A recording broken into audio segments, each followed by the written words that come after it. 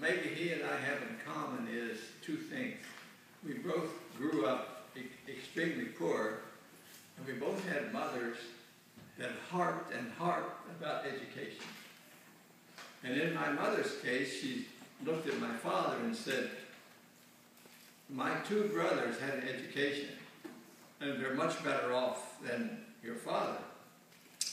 And so when I got out of the Air Force, I was determined that I'm going to go to a college, and because I don't want to have a crutch later, that I was hampered because I didn't have an education.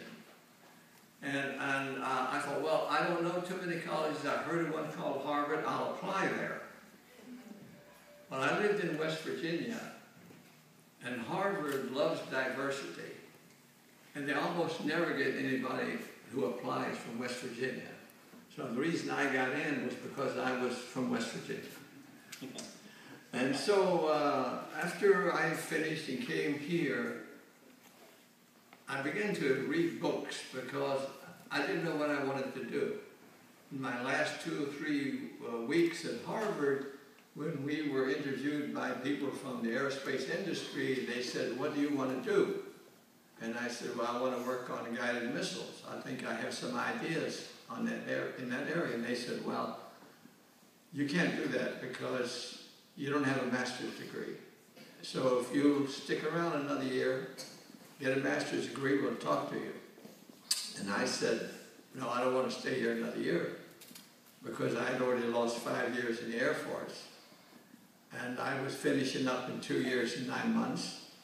And so I was faced with, well, what do I do? So I went to the library and read some books and heard about something called the actuarial profession.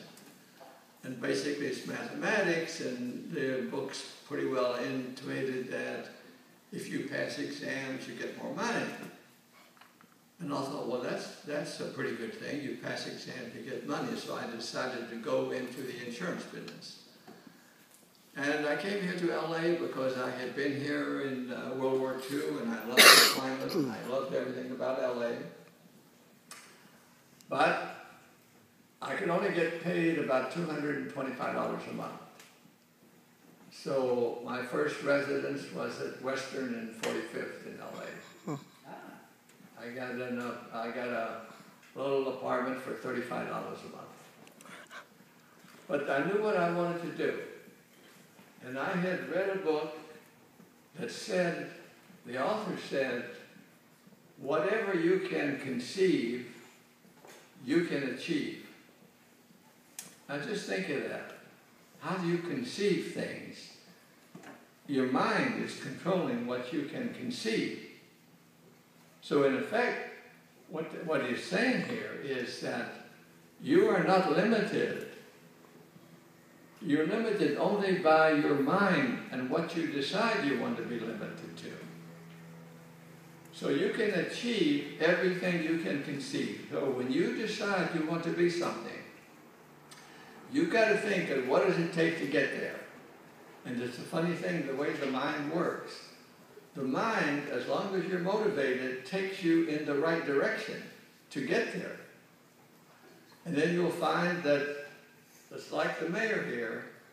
He had his eyes set on a certain goal. And he's taken knocks. And he's been beaten down. But he always comes back. And every time he comes back, he's stronger. And he's devoted his life. I don't think he ever asked me for anything for himself. And I've known him, as he said, 20 years. I think one time he asked me for some money for LA City to get the guns off the street. And one time he asked me for some money, quite a bit of money, to hire policemen, because he wanted to hire more policemen, and he didn't have the money to do it. And then he asked me for you guys. Never asked for anything for himself. I may have given him a glass of wine all these years. He's a great wine drinker. He brings me under the table every time. But anyway, you owe this, you being here, you owe to this man. And to Mr. Tuck, and to the principal, and to the teachers that are here.